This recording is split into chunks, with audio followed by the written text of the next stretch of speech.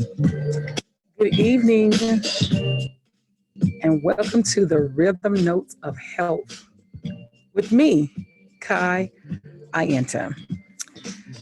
Today we are doing a special edition of the Rhythm Notes of Health with myself, the soul of public health, because we have a special show for you. My Black Pinkett has been out in the neighborhood talking, giving out health information, and I found that there are a lot of questions and misunderstandings of basic things that we need to know in order to take control of our health, and that is screenings and knowing your stats. It's the stages of health awareness. It's what we're going to be talking about today along with, as you see, if you're looking at the YouTube channel, that my colors are in red and green and yellow because it is also our Juneteenth celebration. Today is June 19th. Happy Juneteenth.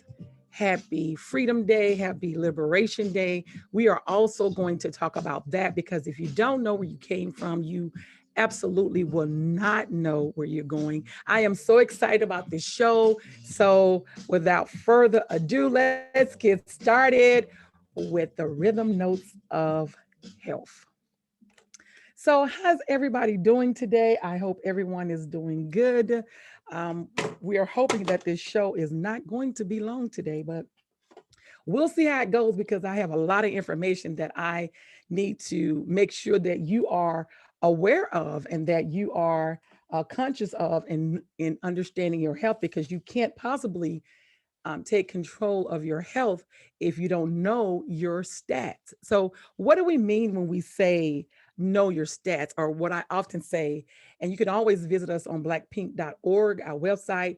Most of this information that we talk about is there on the site. If you need something tangible that you need to look at, that you need to print out with these numbers that I'm going to be giving you. So, no need to write them down. Just go to blackpink.org. I'm going to just kind of go over the numbers today to make sure that you are aware of some things when you hear them, what's good and what's not good. So what I often say and what I say on my website is do it yourself health. Now, that doesn't mean diagnosing yourself. It doesn't mean not going to the doctor. It simply means having a partnership with your doctor to make a better marriage of your health, because the doctors don't necessarily live with you. They're not with you. They probably see you when you're going for maintenance. Hopefully you're going in for maintenance. That's the pre stuff. And when you're sick, to put out fires. So they don't see you every day. They don't wake up with you. They don't go to bed with you. They're not eating dinner with you. They're not walking with you. They're not running with you. They're not drinking water with you. So they don't know you as well as you know yourself, right? So in order to have a good marriage, if you will, with yourself and your physician or your primary physician, your family practice doctor, your holistic practitioner, whomever it is that you are going to help manage your health, it is important that you understand some basic statistics. And that's what the stats are. So basic numbers that you need to know according to American Medical Association health guidelines of things that you need to know to do it yourself, or I should say, have a good marriage with your doctor. So let's get started. And the first thing that we're going to start with our stages of health awareness is your weight. Now, why is it important to uh, know your weight? It's important to know your weight, or it's important to know where you are with your weight, so you know you have a baseline of what you're doing or what you need to do. But before we go into that, let me just go back to stats, because I want to make sure that everybody is clear. I'm going to use this word often. I'm going to say stats often. So let me just make sure everyone is clear on what I'm talking about when I say know your stats and the stages of health awareness. So doctors are consistent with wanting to know your statistics or your stats. They take your blood pressure. They get a tube, several tubes, and they take blood out of your arm. They prick your finger.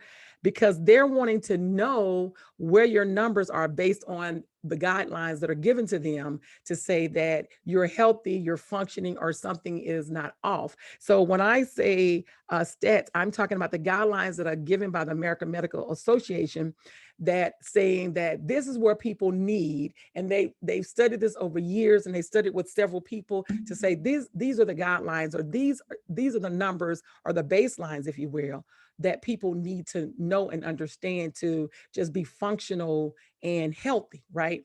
But here on the Rhythm Notes of Health, what you'll often hear me talk about is optimal health. Now, optimal health is not what the American Medical Association talk about.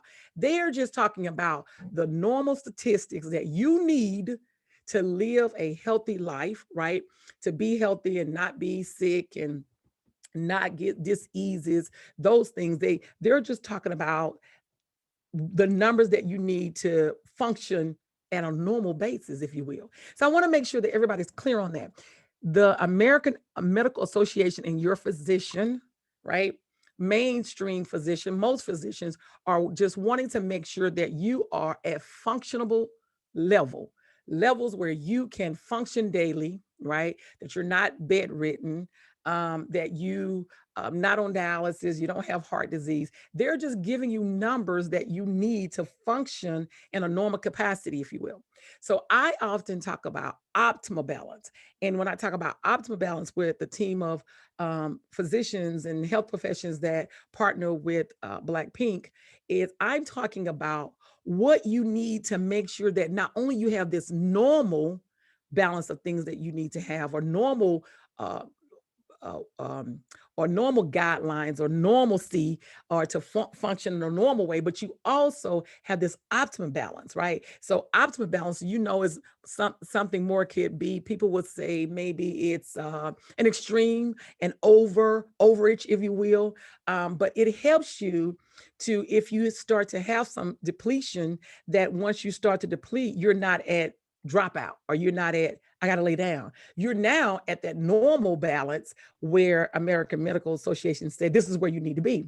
So I often talk about normal, or I'm sorry, I often talk about optimal balance, but today I'm not necessarily talking about optimal balance. I am just trying to make you aware of just the normalcy of knowing your stats, what is needed so you can have normal everyday living, right? Normal of leaving your house when you want to leave your house, normal of going to work, or going to play or social, just the normalcy of being able to function in that way. So that's just understanding what stats are. And when the doctors take your blood pressure, when they take your blood work, and when you get some pre-screening things, these are the guidelines that the American Medical Associations are given to say, hey, this is what human beings, right?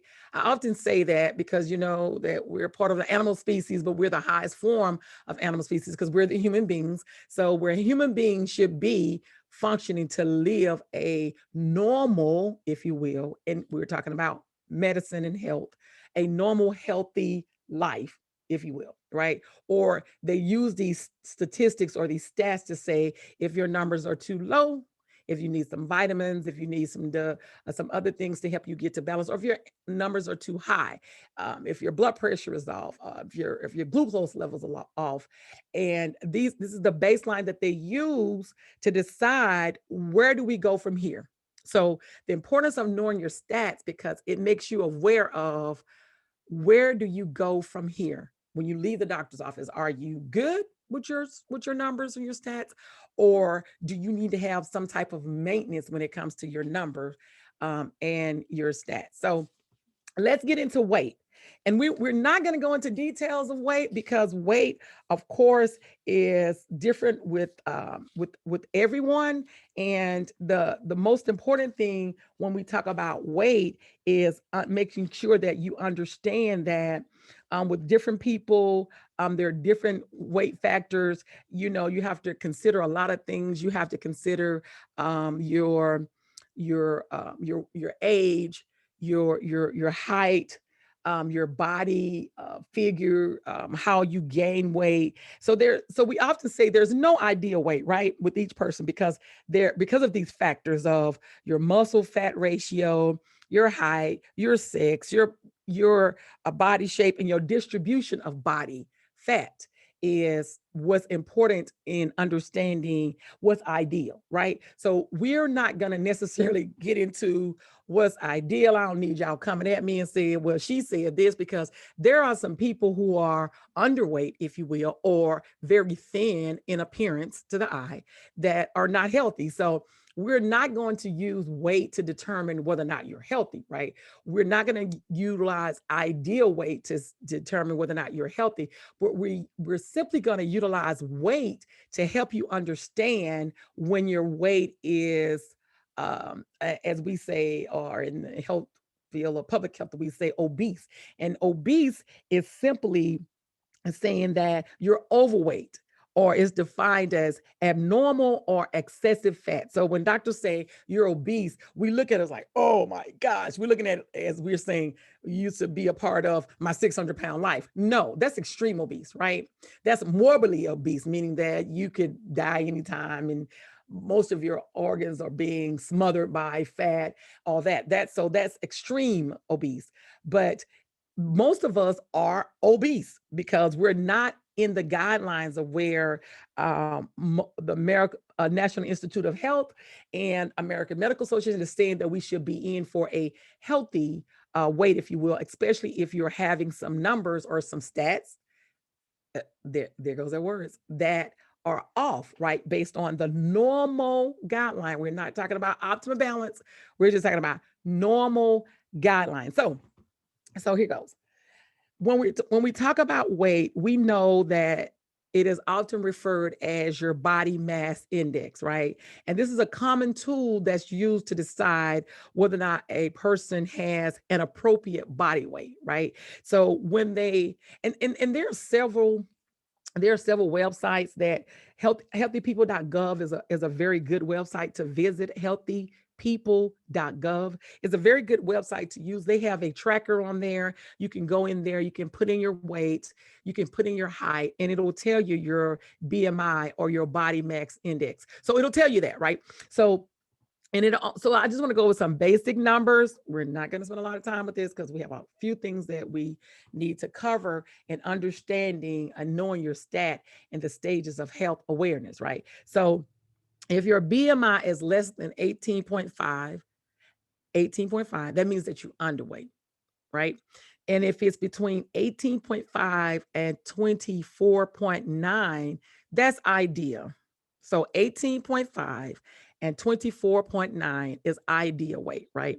If your BMI or your body mass index is between 25 and 29.5. And see, that's not a lot from the ideal, because the ideal stopped at 24.9, which is really round off to 25, right? So it says if your BMI is 25, between 25 and 29.9, you're overweight.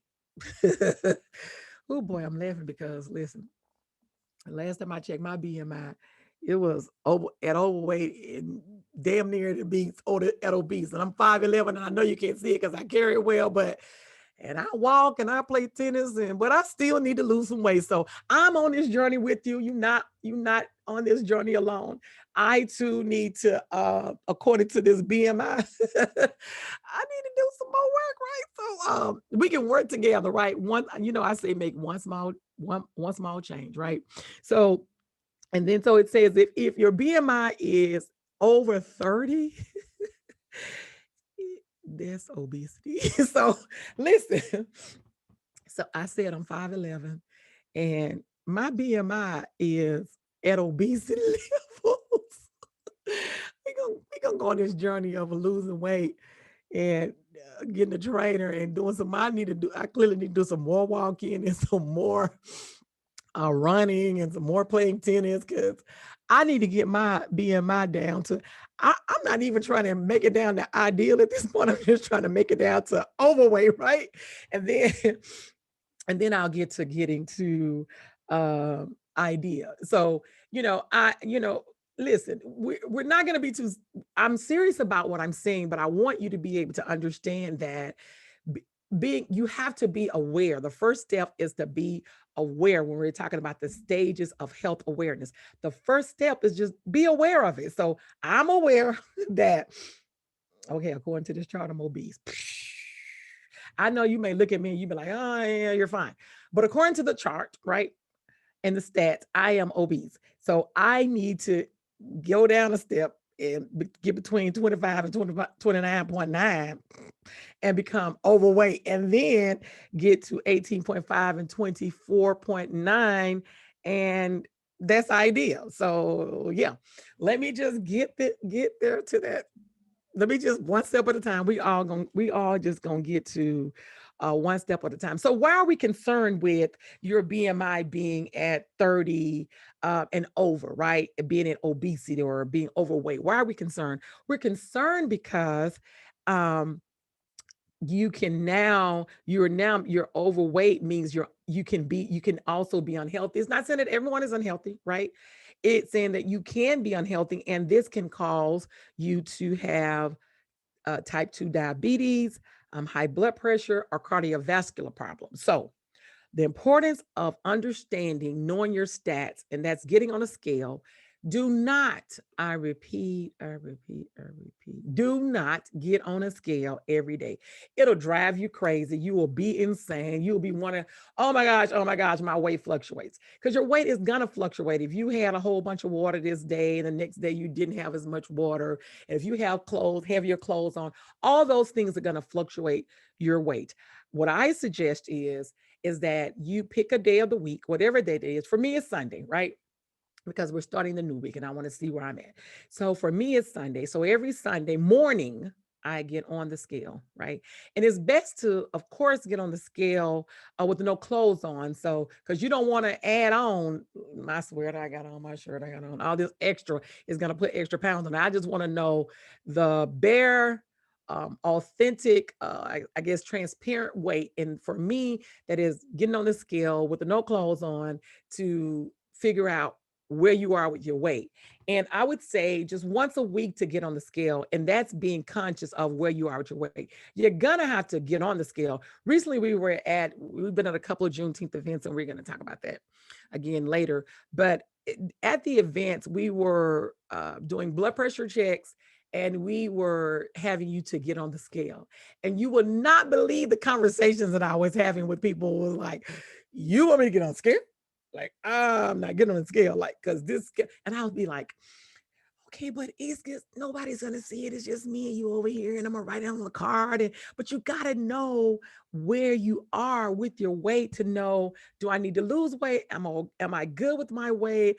How much weight do I need to lose? Like, what do I need? You cannot, I often say avoidance does not resolve. So once again, avoidance does not resolve. So you have to be conscious of where your weight is. So let's just say next month, right? You get on the scale, and let's just say this month you weigh 170, and then you get on the scale and you weigh 210. You're like, okay, when did I gain all that weight? Because I don't know.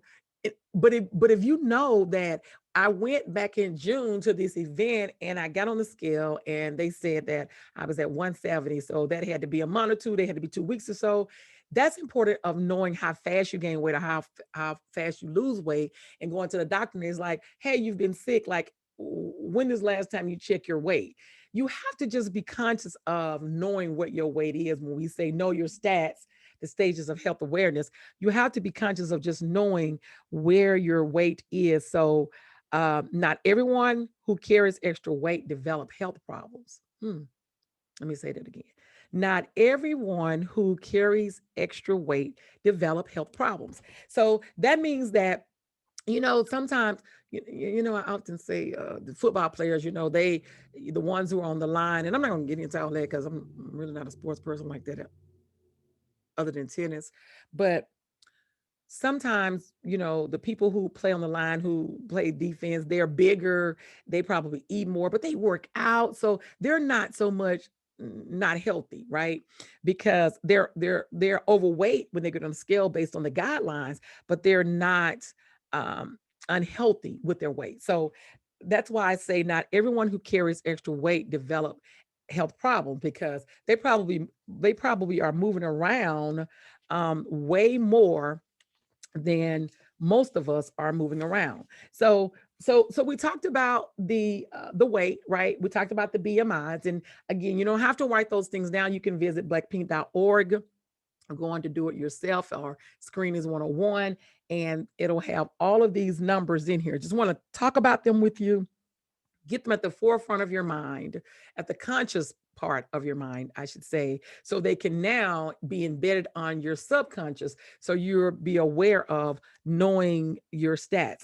So, blood pressure, let's talk about blood pressure. We're not going to go in detail with blood pressure. Remember, this show is about just knowing your stats, stages of health awareness. And this is just knowing your number. So we know what and we'll go into details about blood pressure with one of our Blackpink advisory physician. We're going to deep details about diabetes. We're going to details about these subjects. But today it is very important for me, after being out in the field with you, for me to just come on and give you information as to how you can be aware to make changes. And that is knowing your stats and understand the stages of health awareness. So we're trying to knock out health disparities, especially in the Afro-descendant community. And the first step of doing that is understanding and knowing your stats, right?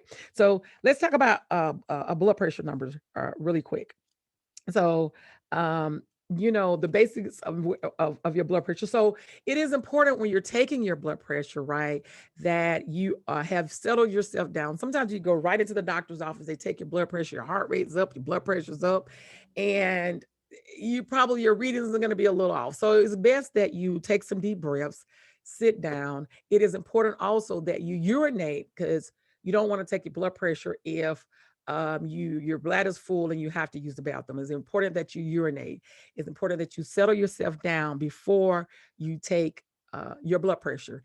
And if you are hypertensive, if you've been diagnosed as having high blood pressure, that is, it is very important that you have a blood pressure cup at home, because you're probably going to be going to and if you have been diagnosed as having high blood pressure or being hypertensive, if you will, you should be going to the doctor based on what your doctors say, either every 3 months or every 6 months. It should not be a year, because you want to make sure the earlier you catch a problem, the better the better outcome you'll have.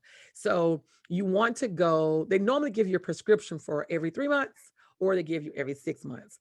And not so necessarily a year, unless if it's maintained, then you're good. They have you come once a year, but mostly they want you to come 3 months to 6 months to make sure that your blood pressure, especially if you went in and it was higher than what it should be, and they want to keep a check and make sure that you have normal blood pressure. It is so. Make sure that you have a blood pressure cup at home, that you are consistently taking it, not all day. I keep saying it. Don't have an overkill of checking your blood pressure, right? Don't at the health fair I was at. Now I was fussing because I'm trying to help people understand about their health. I'm trying to take blood pressures. I'm taking weight, and next to me they having a cook off with pork ribs. And I say, and we know that pork has statistically, haha, there it goes, statistically been shown to run your blood pressure up, right? So I'm saying to everybody, if you ate those ribs over here, I'm not taking your blood pressure, because it's gonna be up, right?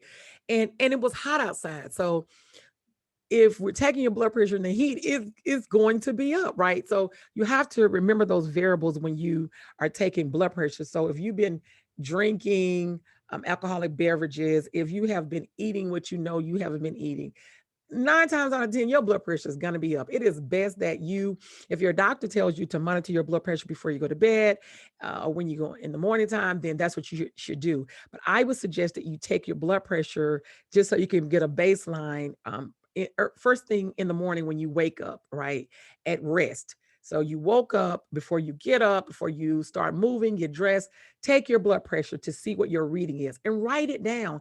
Keep a journal, keep some notes of where your blood pressure is so you can now be able to tell the doctor, well, yeah, my blood pressure last week was at this number, and I took it this week and it was at this number. So it's important that you take your blood pressure to get a baseline reading where it should be. So let's just quickly talk about some blood pressure numbers. So I'm not going to get into systolic and dystolic. I'm not going to get into that. I'm just going to tell you today, because we'll go into that in detail when we talk with one of our physicians. But today we're just going to tell you about the numbers. You know that there's a top number and a bottom number, right? The systolic number is the top and the diastolic number is the bottom. So let's talk about these numbers. So 120 over 80 is normal blood pressure. What's normal blood pressure?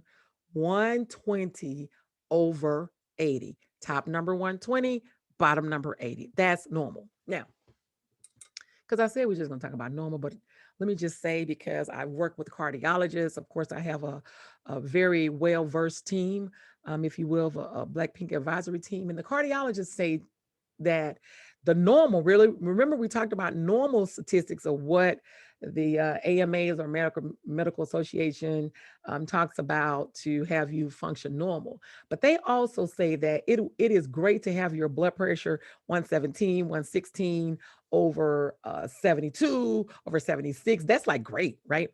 But the normal, right, is 120 over 80. That's the normal.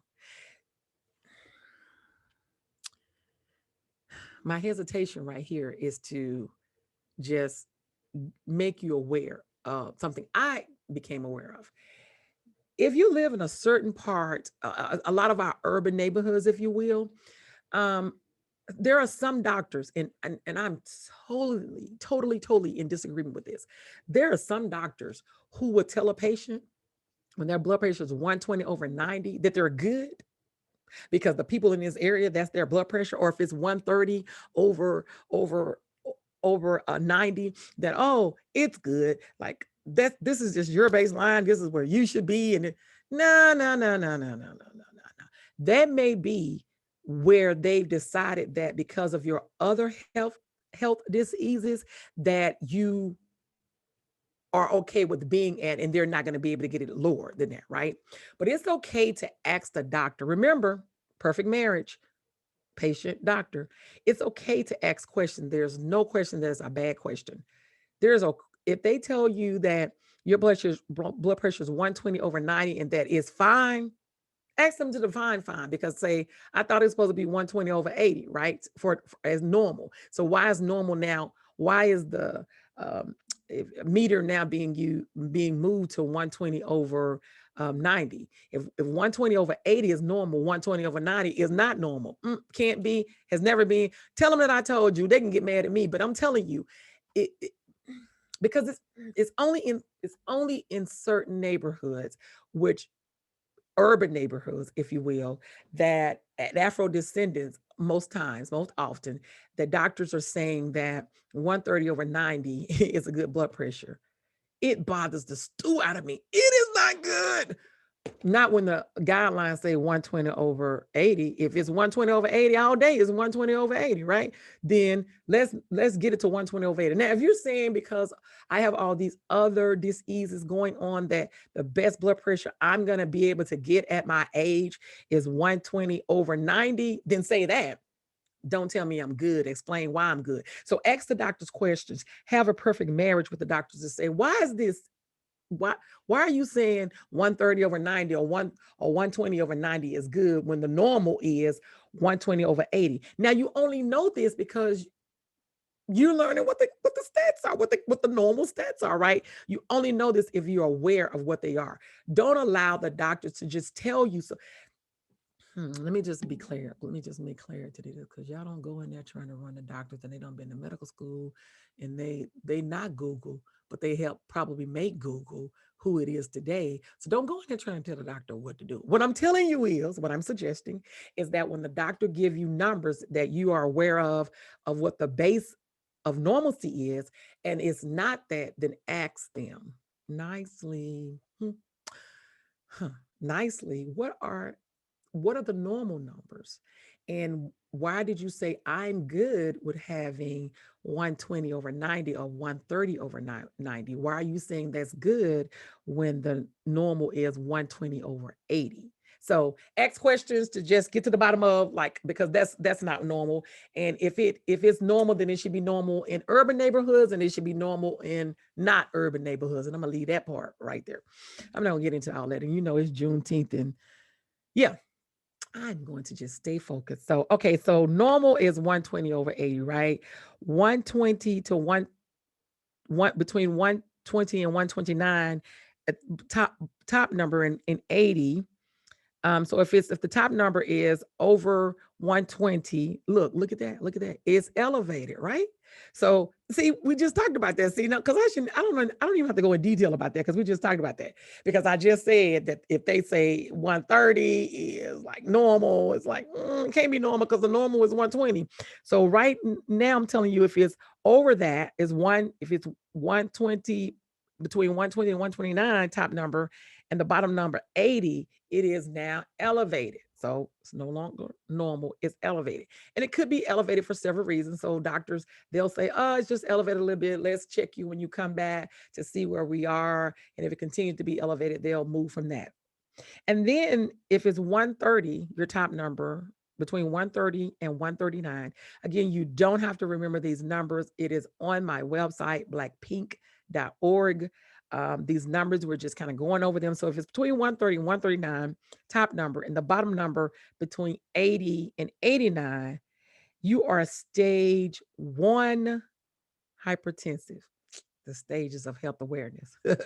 If it's between 130 and 139, top number, and the bottom number between 80 and 89. So we haven't even got to 90 yet. And I was just telling you about when some people saying 90, 130 and 90 is normal, right? That's not normal, because right now it says it's stage 1 hypertension. So don't allow these people to tell you that it is, because it's not. It is not. It is not. It drives me pedonkus for doctors to say, well, you're good. Well, am I good? And how long is good going to be relative? And when they say this is the normal. So again, normal doesn't change. Normal doesn't change, right? If the numbers and the baseline is 120 over 80 is normal, then that's the normalcy, right? 130 over 90 is not normal, because here it's saying, right, that if it's 130, between 130 and 139, top number, bottom number 80 and 89, it's stage 1 hypertension. You don't have to write this down. You can go to the website, you can look it up. And then 140 or higher top number, and 90 or higher, that part. 140 or higher and 90 or higher is stage 2 hypertension. 140 and higher, top number, 90 and higher, bottom number, is stage 2 hypertensive. So there's normal, there's elevated, there's stage 1 hypertension, and then there's stage 2. And 140, top number, 140 and higher, and 90 or higher, bottom number. There we go with that 90 again. That some people say that they said I was good. I'm 130 over 90. No, it's not. No, it's not. Don't let them tell you that. Ask them questions. Say, hey, I thought the normal was this. I'm telling you, don't ask them. Again, unless you have some things going on where that is going to be your baseline, and you're not going to get any better than that. But have the doctor to explain that to you. Don't leave not knowing, right? So 140, top number, bottom number 90 or higher, that's stage 2 hypertension. So we are talking about knowing your stats, stages, awareness, stages of health awareness, and that's the blood pressure. And so briefly, let's talk about blood sugar, your glucose number, right? So we're not going to go into detail about diabetes and glucose, but we know that we all need glucose. As we talk about glucose, we're talking about your blood sugar levels, and that we all need the glucose to function and to move. But the thing is that we're having too much sugar in our body and we're not moving enough. So you don't need all that energy, right? It's the main goal is to convert to energy to help you be able to move around. And if you are um having consuming a lot of sugar, we're not going to get into all what sugar is because there's a lot, is way more than we're going to get into today, because today is about what? Knowing your stats, awareness, stages of health awareness. That's what today's show is about.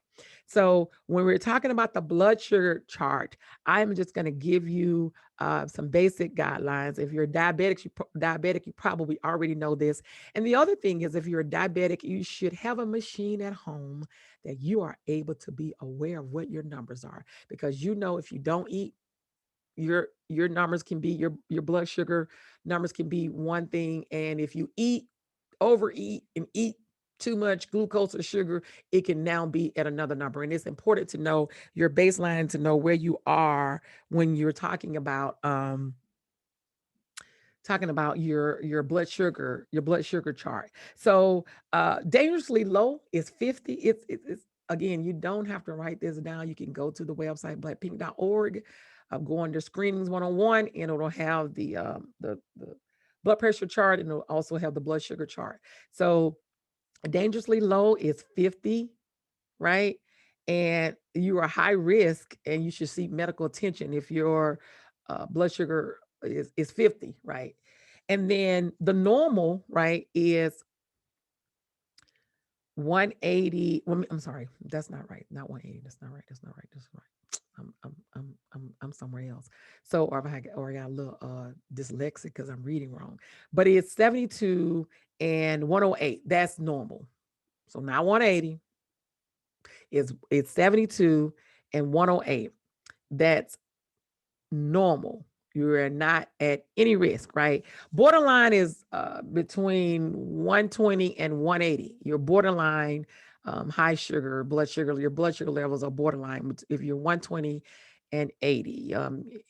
You're not going to be checking your glucose level, your A1Cs, or anything if you haven't been diagnosed as having being a diabetic. You're not going to be checking this. You're only going to be aware and checking it if the doctor's probably told you to check your levels. So and then you probably know these numbers, because I find that diabetics are very much aware, which is a great thing. They're very much aware of what their numbers are, where they should be, because it's important in how they feel, whether they're going to fall out, whether they're just going to be delusional.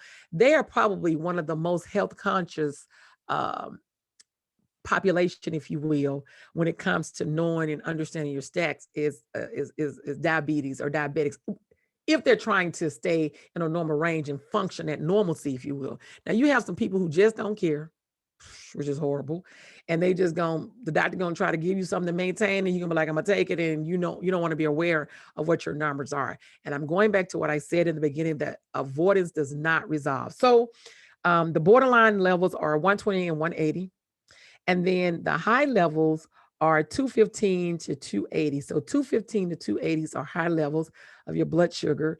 And then 315 plus is very high. So that 315 and over, seek medical attention. The dangerously low is 50, seek medical attention, because both extremes can cause different effects to you and to your body. So again, you don't have to remember those numbers for the blood sugar. You can go to blackpink.org, and all of that information will be there for you to get. So really, really quick, I want to talk about screenings, because again, and these are all this has all come into play because, again, I had an event out in the community, and people were asking me questions, and we were talking about different entities, and I realized that people don't know their numbers. They don't know where they should be. So if you don't know where you are, you have no control of where you should be and what keeps you at normalcy. So really quickly, I want to talk about screenings. Screenings are important because it's a strategy used to look for unrecognized conditions or risk markers. Let me say it again. Screenings are important because This is a way to find unrecognized conditions or risk markers. And the earlier that you screen, the better the chances that if you find something that is treatable. I have talked to so many people who, because I, of course, you know that if you um, follow me on any of my social media pages, you know that Black Pink was initially founded to help women in underserved populations who could not afford to get mammograms. And so some of the things that we found is that the women didn't have insurance, or they were fearful. And but some of the women, once they get their mammogram, they're in stage 4 cancer, and it's because they can be 50, 60 and never had a mammogram, right? So the importance of screenings and early screenings is that you can catch things at this earlier time that is now in formation to start to uh, infect your body, right? So screenings are important, that you get your screenings. And so that there are certain screenings that you should be getting. And really quickly, first of all, you should begin your physicals. I say that you should begin your physical yearly. You should be an annual physical. Women should be having annual mammograms, and you should be having annuals. If you're 40 and over, you should be getting your mammograms annually. I talked to someone last weekend, and they said, "Oh, I had a mammogram about 3 years ago, and yeah, I think you had to get it every year." Yep, every year. You get your mammogram every year because you want to be able to catch some of this early stage. So if you catch something that's early stage, it's what did I say earlier? It's treatable, right? If you catch it earlier. So make sure that you're getting. And then your prostate. So prostate, they've moved back to the age of 45. Yeah, it was normally 50, but in the Afro-descendant community or Black people, it's found that we need to now start having our colonoscopy, our first colonoscopy at 45.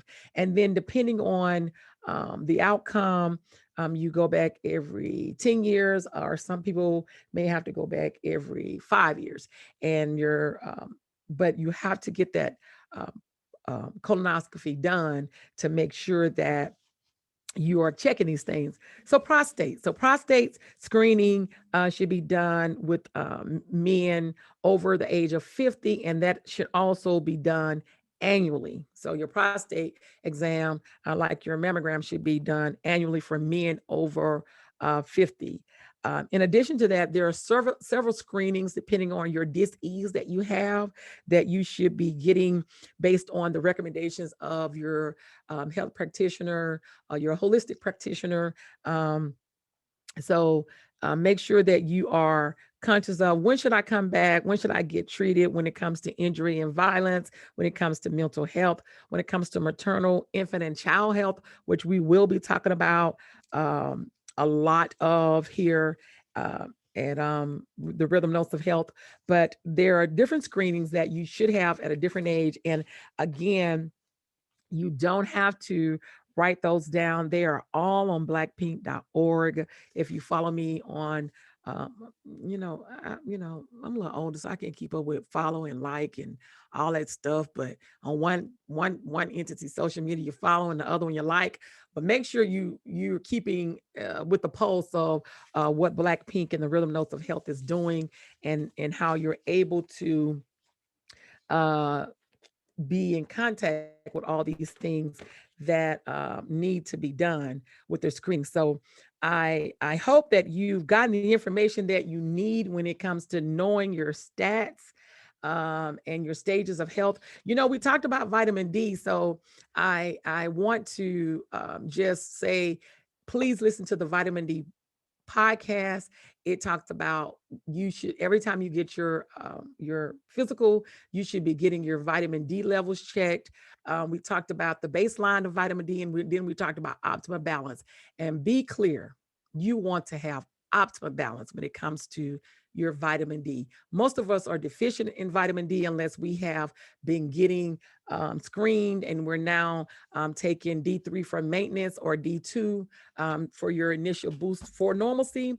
But because we're not out in the sun like we should be, and so most of us are vitamin D deficient. So make sure that you're having your doctor to check your vitamin D levels. Make sure that you're having your doctor to check your vitamin D levels. Y'all know I always have a problem with my little music back here, but we're gonna do. We're gonna get it together. And I think what happens is my little speaker, after a while, it kind of goes off because it's like you've been sitting here too long. So that means I spent more time with you guys than what I was trying to do today. And so I said earlier that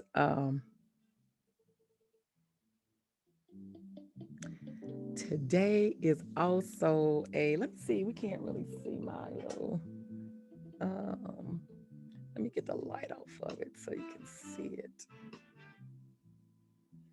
It says Happy Juneteenth, Happy Juneteenth. And so I just want to spend a little time to a brief moment to kind of talk about today, June 19th, and what it is and what it means to us. So, and I just want to start with a pioneer or activist by the name of Opal Lee. Um, Opal Lee is 94 years old. She is named the grandmother of Juneteenth, mainly because Opal Lee experienced at the age of 12 um, an incident that happened when she and her mom and her family were celebrating in 1939. They were celebrating Juneteenth, and we're going to talk about what it is. No worries. They were celebrating Juneteenth, and the white supremacists came and burned down her childhood home because they was like, you can't celebrate this. And so she fought to get this holiday celebrated, not just monthly or from the state, but on the federal level. And she's 94. Now we're talking about a 12-year-old who was determined to say, you're not going to stop me because you burned down my house. I'm going to show you that this holiday, while I'm here on the face of this earth, is going to be a federal holiday. So I know that there are a lot of people who are just saying, oh, what does this mean for Afro descendants? That it's a holiday that's not for us. I'm going to tell you that Miss Opal Lee, who is the grandmother of Juneteenth, is 94 years old, and she has been fighting to get this holiday a national holiday. And she, so hands to her, clap for her, uh, power to her for finally getting this holiday to be a federal holiday. So let's talk about Juneteenth and what it is. So Juneteenth, in order for us to understand Juneteenth, we have to go back to uh, what happened. So the Emancipation Proclamation. I was just literally telling my nephew this. You know what Juneteenth is? Because years ago when I moved to Atlanta, I dated this guy, and he's no longer with us, but he would take me to the West End. Y'all know I talk about the West End often because y'all know Pearl Cleage talks about the West End, and I tell you that she talks about the West End of a suburb of Atlanta, and she has these wonderful stories of what happens in the West End. But the West End has always been pro Afro descendants and pro Black, and they have always been the leading area in Atlanta that gives you information about what goes on. So he took me to a Juneteenth celebration. This is way back in 1991, and that was my first introduction to this celebratory holiday, if you will, of Juneteenth. And so the Emancipation Proclamation was in 1863, right? And this is when President Abraham Lincoln, saying that the enslaved was no longer had to be enslaved, that they were free, if you will, free of kept hostage. We don't want to get into the whole thing, but the enslaved were free in January 1st, 1863 by Abraham Lincoln. Well, it wasn't until a year, 2 years and a half later that um, according to Miss Opal Lee, that General Gordon Granger and 7,000 colored troops and because that's what they called us back then, from New Jersey and New York, went to Galveston, Texas, and read General Order Number 3. And I'm quoting from her. And it said uh, that the slaves were free, the enslaved no longer had to be enslaved, that they were free. And so the people were celebrating, they were happy because they were still being enslaved 2.5 years later from the Emancipation Proclamation, which was January 1st, 1863. So in June 19th of 1865, those enslaved Afro descendants, if you will, in Galveston, Texas was finally freed. The holiday is called Juneteenth. It is really Independence Day. It is reference independence. Um, it is called Juneteenth because it's on June the 19th, hence Juneteenth. And so it is important for us as we fight for all rights that we need to have as Afro descendants, that we remember that while some of us may not want to have this holiday to be celebratory, not excited about it, keep Miss Opal Lee, who is now 94 years old, in mind. She has walked from Texas all the way to the state capitol to say, hey, I want this to be a holiday. And she wasn't successful in the past, but she was this week finally successful in President Joe Biden and Vice President Kamala Harris signing this into a official holiday. So 2021, it is a official holiday. So Miss Opal Lee, I salute you. That's why you see, if you're looking at me on YouTube, you see I have my Celebrate Juneteenth 1865 t-shirt on, because it is important that we understand where we're going to understand where we're coming from. It is important. You can't possibly understand where you're going unless you understand where you're coming from. So Juneteenth is important. All things tied to medicine and health disparities, and so it's important that we talk about these things. In the background, as you see, and you hear this song, it is one of my favorite songs from Musiki Scales and the Common Ground. Now, y'all know I talk about Musiki a lot because he's one of my favorite artists when it comes to good music, not regular mainstream music, but very good music, put together well, good intentions, and educating you all at the same time. He has a song on this album. The album is titled The Water Bought Us, pun intended. Y'all know how we came over here. The Water Bought Us. And this song is entitled Sankofa People. And so it's kind of talking about where we are as Afro descendants, where we've come from, the hard work that we have to do to just get equality in all things, and health and wellness is one of those things. And so Musiki Scales is he is this album, The Common Ground Collective, and Musiki Scales is Mausiki. Scales is Scales, and The Common Grounds. They're on all download streams. You can go to his website, check him out. He has a new project. I've talked about the new project. He probably wants me to talk about the new project, but today I wanted to introduce you to the album The Water Bought Us and Sankofa People, because it is one of my favorite. I always say that. I say some of the others my favorite. So I just love Musiki. We went to Tuskegee together, and he is just a very, very good artist. And you will be doing yourself a disservice if you have not already checked him out. If you're listening to me, you should have already checked him out, and you probably already heard the song, because once you start listening, you absolutely are going to want to listen to his other albums that he has out. So that has been our special edition of the Rhythm Notes of Health. Um, that has been our special edition. Remember, your race, where you live, should not determine whether you live. Your race and where you live should not determine whether you live. Start with knowing your stats, being aware of where you are. Um, Having the stages of health awareness is knowing your stats. The first step. We repeat what we don't repair. Important. When life moves and your mind does too, remember to breathe. It will get you through. Remember to take 5 deep breaths 5 times a day. That's very, very, very, very, very important. 5 deep breaths 5 times a day. I hope that I've helped you breathe through music, through education, through self awareness.